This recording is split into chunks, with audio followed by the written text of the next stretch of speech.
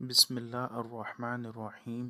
السلام علیکم دوستو، رحمت ٹی وی کی طرف سے میں آپ کے ساتھ کچھ اذکار اور ان کی فضیلت شیئر کروں گا۔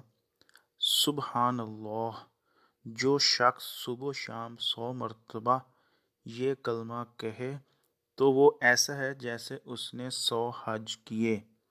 الحمدللہ، جو شخص صبح و شام 100 مرتبہ یہ کلمہ کہے تو ایسا ہے جیسے اس نے 100 مرتبہ گھوڑوں پر اللہ کی راہ میں مجاہدین کو سوار کیا، یعنی جہاد کے لیے 100 گھوڑے دیے، یا فرمایا اس نے 100 مرتبہ جہاد کیا۔